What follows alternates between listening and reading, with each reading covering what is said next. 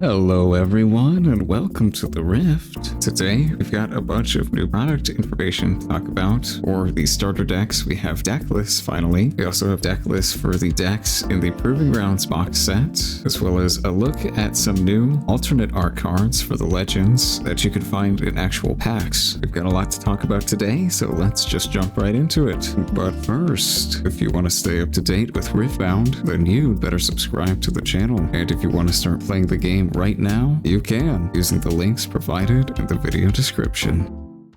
Alright, let's start off by talking about Proving Grounds. This product is incredible, honestly. I definitely would recommend picking up one copy of this. It's $30 for 4 complete decks. Yeah, full decks, 40 card main decks, 12 card rune decks, plus your legend. That's a ton of cards for 30 bucks, and it also contains exclusive cards that you can only get in Proving Grounds, including the legends and their chosen champions. You can only find these in Proving Grounds, and Master Yi is currently being played in the meta. He's at least a high tier deck, if not a top tier deck. He's incredibly strong, very good, and he's quite good as well. Lux is not being played as much, and Garen is just the worst deck in the game. Lux has future potential for if she gets support and if the format slows down, but right now she's just not viable. As far as the decks go, I won't be putting all these cards up on screen in the video because there are so many, and I'm only briefly talking about them. If you want to know what they actually do, the card gallery is linked in the description, so have at it. We'll start off with Master Yi. You get his legend, you get 2 copies of each of his chosen champions, which is nice. You only play one of the orange one, and that's it. You get 3 Stalwart Oro,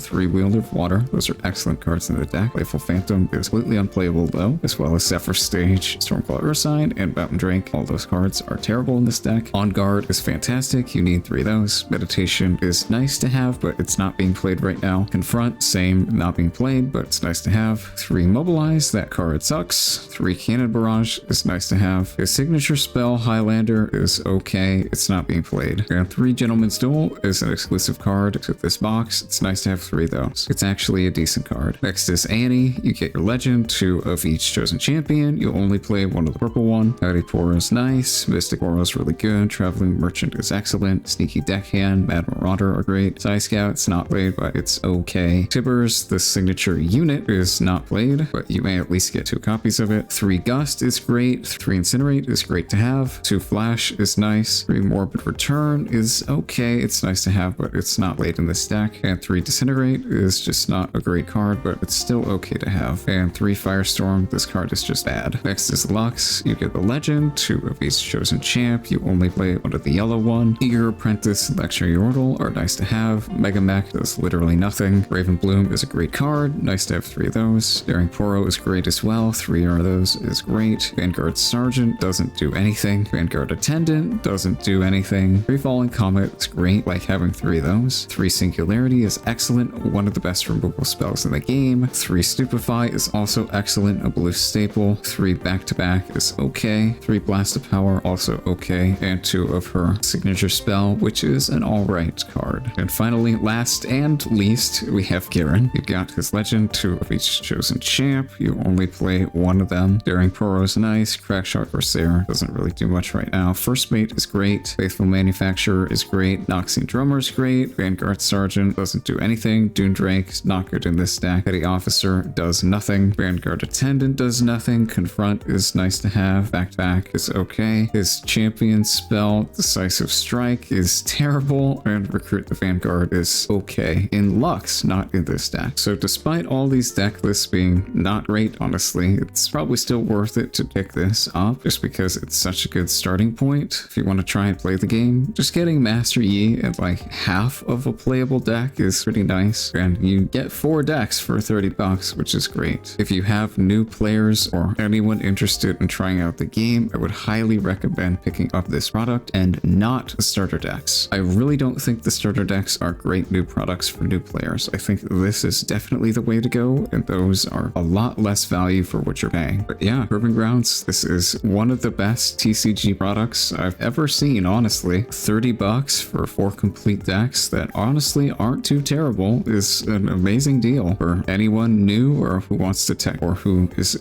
even vaguely interested in trying out the game. Highly recommend you pick this up. All right, the champion decks. There's 3 of them, one for Lee Sin, Jinx, and Victor. These all retail for $20 each, and they come with 1 pack of Origins. I'm gonna be straightforward and honest. The only reason you should buy these is to play in pre-release events, because pre-release events are starter deck battles. So you buy a starter deck and you just play in the event. Other than that, there's really no value that you can get from these outside of just the booster pack, which you shouldn't be paying $20 for. I'll go over the deck list just to illustrate my point, but just know that these really don't have any value outside of the pack. They're filled with a bunch of commons and uncommons mainly, which won't be worth anything. It'll be really easy to get all of these cards, either just from trading or as a byproduct of opening packs yourself, or probably just buying them for like $1 or $2. First, we've got the Lee Sin deck. It comes with the Legend, the Orange Lee Sin Champion, which is actually the champion that deck is playing right now. Monastery, Targon's Peak, and Grove are fine battlefields. 3 Starward Oro, 3 Pit Rookie, 3 Wielder, 3 First Mate, 2 Charm, 3 Challenge are all cards that the deck actually plays right now, so that's nice. Stand United and Pocket Cub, you don't really play. Bilgewater Bully is not played. Stormclaw, same, not played. 3 Discipline is nice to have. That's definitely a card you need if you're playing a green deck. 3 Wildclaw, this card's not good. Don't play it. Mask of Foresight, same. I don't really think this card's that great. Mountain Drake is never run in this deck. Wizened Elder, maybe you could play. Mistfall, probably not, but maybe. And Udyr is okay. Overall, I think this deck is actually not that bad. There's a lot of commons and uncommons that you actually play in the deck, but as I said, those cards are going to be super cheap and easy to get anyway, so I don't really want to pay 20 bucks to get these cards, and I don't think you should as well. The Jinx deck,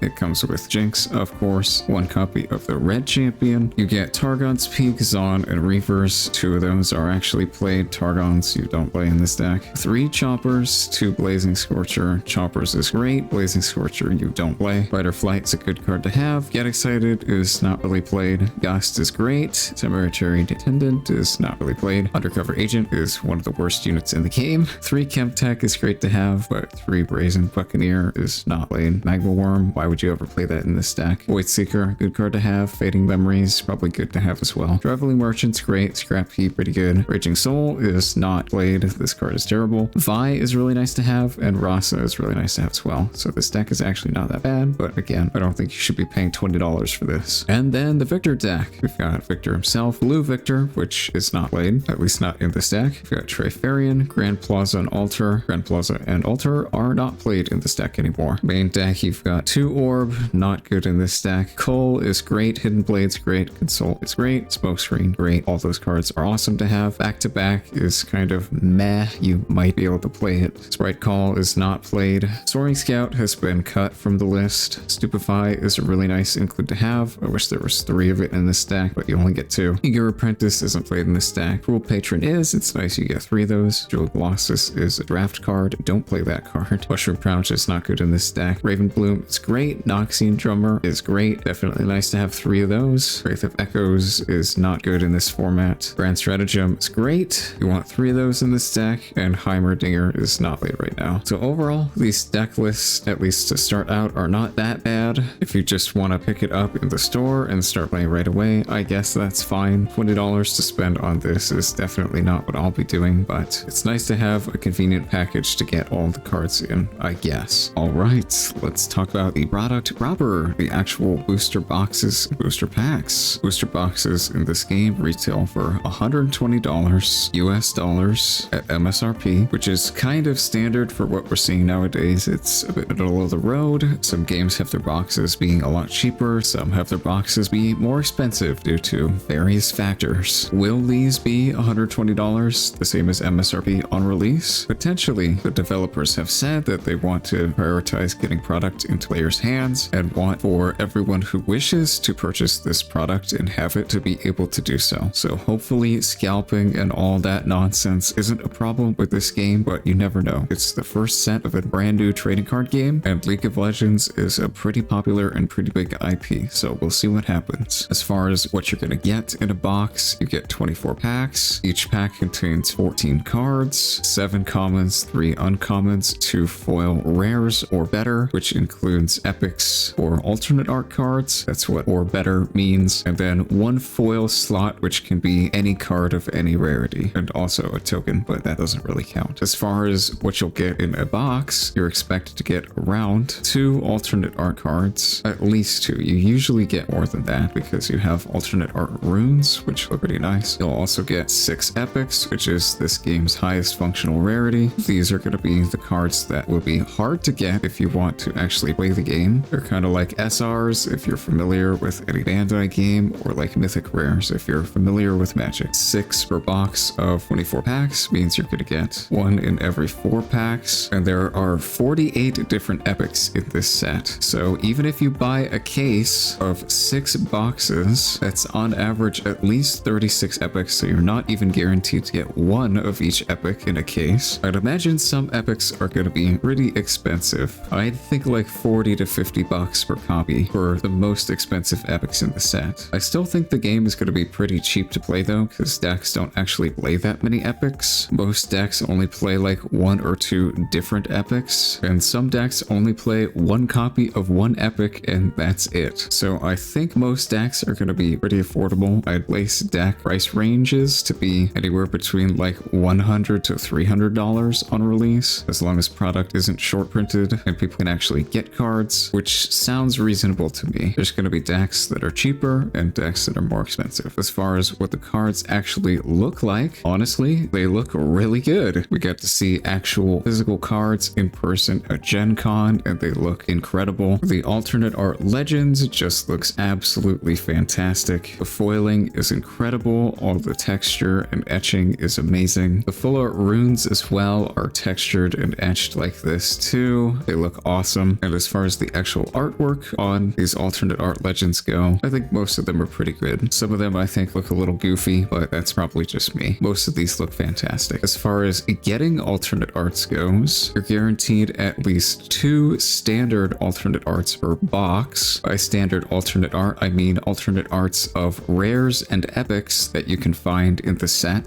To get the alternate arts of the legend cards that I've been showing off, these appear 1 per every 3 boxes or twice per case, so they're quite hard to get. And if you want a signed version of any of these, that is going to appear in 1 in every 30 boxes. So good luck. You're probably not going to get these unless you spend a ton of money. And if you want to get any individual one of these signed cards, then that's probably just not going to happen. They are so incredibly rare. You're going to need to spend so much money to try and get one. Yeah, overall, I think all these products are home run. They're all great. Proving Grounds is an excellent product, probably one of the best TCG products I've ever seen. The boxes are great, and the starter decks are okay. It's a nice, convenient package for someone who just wants to pick up all the cards in bulk, but if you have any other way of getting these cards, then please do so. Do not spend $20 on bulk commons and uncommons. Alright, thank you guys for watching. Make sure to subscribe to stay up to date, and I've got a lot of neat videos planned, so make sure you don't miss them in the future. Alright, that's all I have to say today. Take care.